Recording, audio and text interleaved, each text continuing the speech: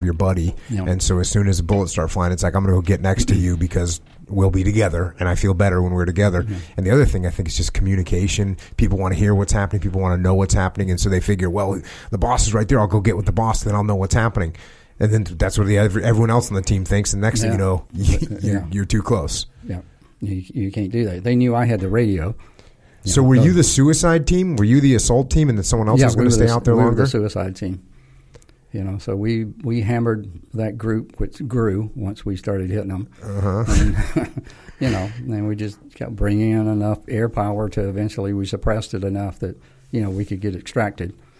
But we'd already, we had been in contact once before the in-country mission. But, yeah, I mean, that was a little issue, but we got that resolved, maintaining the dispersion and following whatever the immediate action drill was.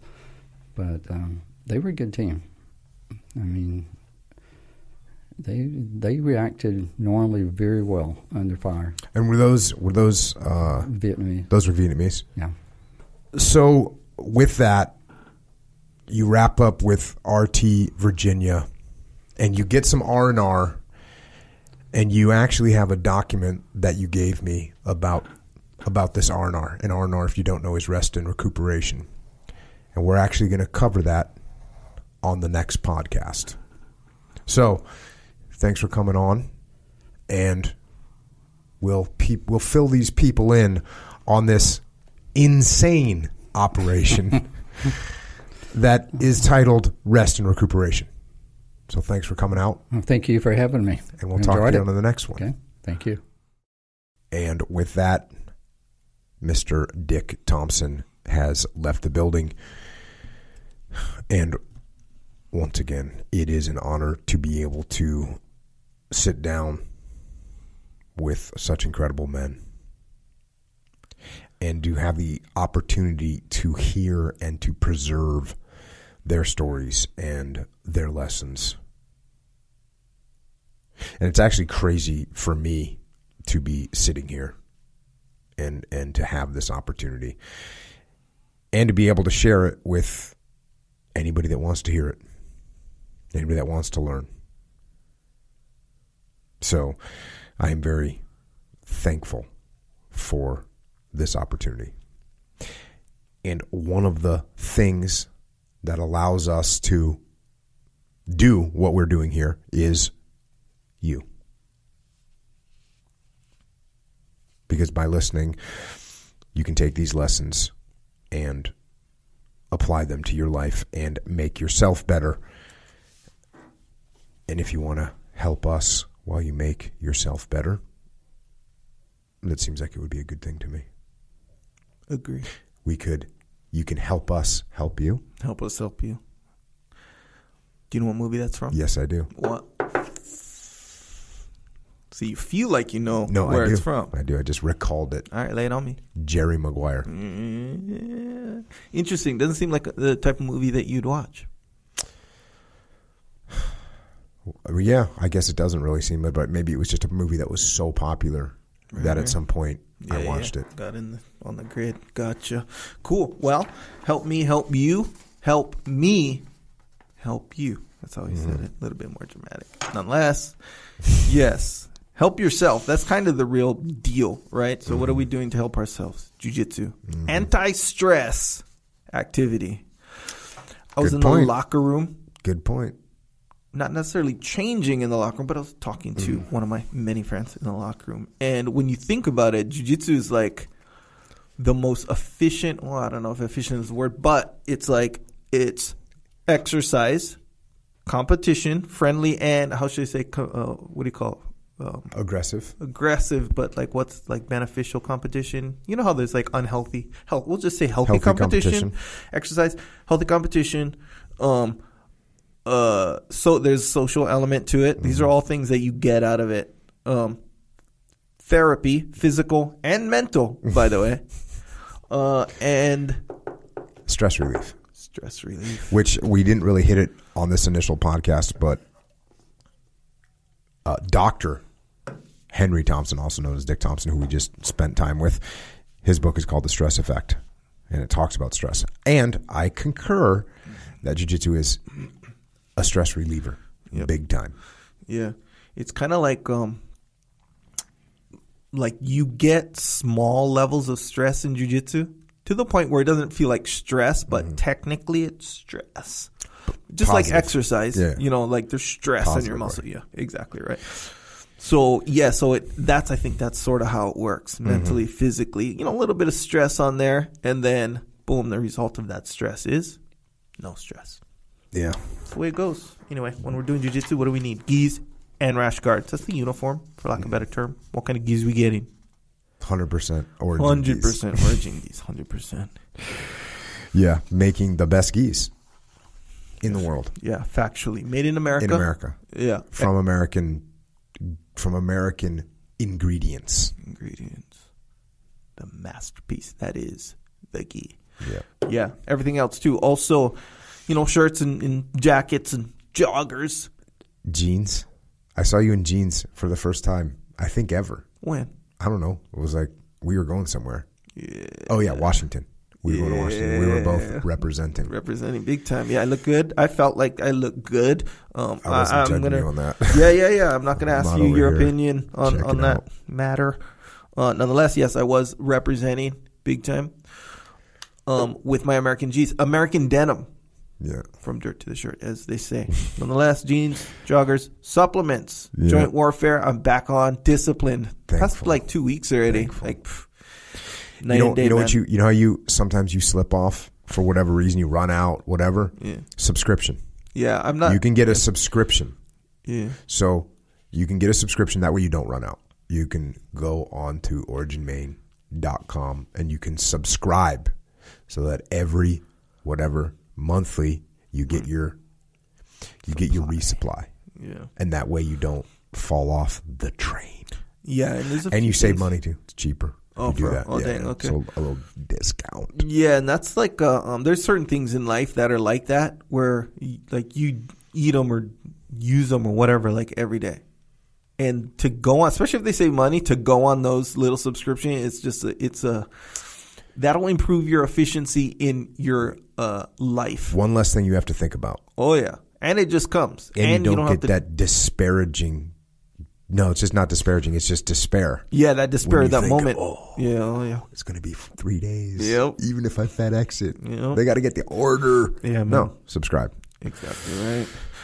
So what supplements? Joint warfare, krill oil. These are for your joints and general health, really. Curcumin, that's general health right there. Yeah.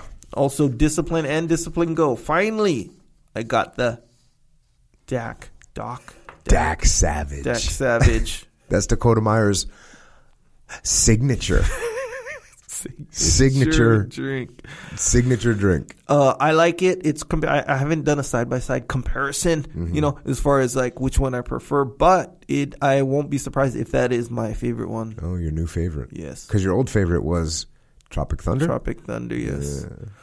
The lemon lime was kind of too basic to be my favorite. It's still fine, still great. Yeah. That's weird because the basic one that you're over there disparaging. No. I'm not. Lemon lime is my favorite at this time. Well, you're a simple person. I get it in a good way. My wife kind of curiously asked me, she was like, how many of these can I drink a day? Because it turns out my wife is really into the discipline go. Yeah. So she's So anyways, I'm thinking 4 cans is around the limit per day that you want to be drinking. I've done 3 and I'm great. Yeah. No, you know how because if you drink even like a coffee scenario where you get to a point where you drink too many coffees and you're like, I don't feel good anymore. Yeah. I feel weird or off or fidgety. All these little symptoms. I've never actually taken a complete sip of coffee in my whole life. No kidding. Yeah. Dang. I don't like the smell of it. Which means I don't even have, people go, well, haven't you ever tasted it? And I'm like, well, I suppose at some point, I'm guessing I put a little sip into my mouth. But even the smell alone, I smelled it and was like, I don't like this. Yeah. What about coffee, like flavored stuff? Like ice cream? Don't like it. Don't like coffee ice cream. But have you tried it, though? Yes. Okay. But even then, sometimes there'll be some kind of special treat. Sure. Like some kind of wait, does tiramisu, you know what tiramisu is? Doesn't that have some coffee flavor in it? I don't know. Okay. Well, it seems to me. But And that's you don't like it? No, that's the only one. Tiramisu. Yeah. That's Okay. All right. one dessert it's sort of like takes some skill to make. Sure. And if it's on the menu at a really nice restaurant, sometimes I'll have a little scenario happen where I get my tiramisu on. Partially, and this is sort of a rationalization, partially because, well, what I tell myself is like, well, you know, I kind of need to see what it tastes like, because there's some tiramisu. One of the best things I've ever tasted in my life was tiramisu. It was in Canada at this little, Jeremy Stevens just got done cutting weight. We went to this, we weighed in, and we went to this Italian place, homemade Italian place. And the guy, he fed us so much food. It was just, I was sick how much food we ate. And then he goes, I'm making you my tiramisu. And I said, no, I'm not. He goes, I'm making it for you. You know, I'm going to do it. You just be quiet. So it took like 40 minutes. Mm-hmm. He like made it. Yeah. He brings it out. You know, once you've eaten a lot, you still think you can eat more. But then after like 15 minutes, you're like, no, I cannot eat more. So it was like 40 minutes. So now I'm just thinking to myself, I cannot eat anymore. Yeah. He brings out this tiramisu and he's like, And I forget what kind of accent he had, but he had an accent. It was either French or Italian. I think it was French. But, you know, he just put it in front of me. Yeah. And I took a bite, and it was definitely one of the best things I've ever had. Dang, that's saying a lot. Because it's one thing if like you're hungry and the first time you had it, it kind of has that impression and it imprinted in your brain. But you're like basically the worst conditions to have that experience. That be so good. Oh, yeah. Dang. Because everything else was good, too.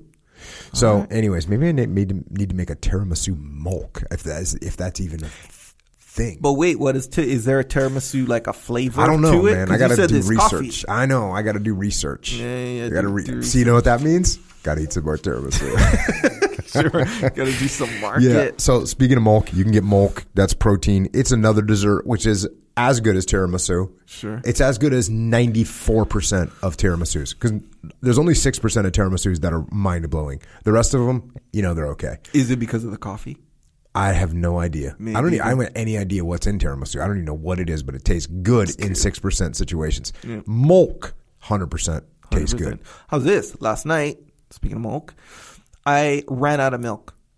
So do I just be a savage and put water in it? Because it wasn't that serious. Keep in mind, and this is literally true, I was eating steak, rice, broccoli, and that was sort of it. Yeah. What to drink or whatever. Something. Yeah, I need a little something, right? So I figured, but here's the thing. When you're eating steak, rice, broccoli, you don't need additional protein necessarily. Unless the steak is small. I get it. But at that moment, you don't necessarily need it. I just wanted it. But I'm out of milk. So you see my conundrum, right? Yeah. Is it kind of not worth it kind of situation? But I found some, you know, the one in the can, evaporated milk. Uh-huh. You know that thing? You ever tasted that before? Yeah. Bro, it doesn't taste good. Yeah. It tastes pretty whack, actually. But you put it in the milk, it makes it like more creamy. Oh, it was good. It was surprisingly good. Yeah. So it was like a same deal. The dessert, a little bit extra creamy. I put some peanut butter in it too. It was a dark chocolate one. Yeah. So yes, milk, you are correct 100%. B Little, I was talking to B Little the other day, and I said, you know, I've only actually had the darkness milk a couple times. You have? Yes. And he said, you got to try it again. It's really good. Yeah. And so I went home and I was like, okay, I'm gonna have the darkness. Oh yeah, it's good. Oh yeah, man. That's my main jam right now. Oh really? The darkness, yeah. Yeah. So I've kind of disparaged that flavor a bit of milk. Okay. I've been like, well, you know, everything else is so great, and then there's chocolate, the darkness. Yeah. Now I'm sort of thinking I underestimated the quality and the taste of the darkness. Yeah. Okay, so you get milk. You can also get strawberry milk and chocolate milk for your kids, Warrior Kid milk, so that they're healthy. For the strawberry one, I'm not saying do this, but do this. Just try it. How about this? Just try it. Add a half a banana in it. Okay. Just do that. Report back. Did I tell you my daughter the other day, she's in college, and she sent me a Snapchat. Yeah. Sure. Yeah, you're on Snapchat. All good, dude. Yeah, well, man. That's closed scenario with the fam. Right? Oh, closed circuit. I got you. And anyways, because she's a 18-year-old girl, she sent me a snap of her of her shake, and it said, it said you could just know exactly what it said. It said literally a peanut butter chocolate milkshake. That was the text written.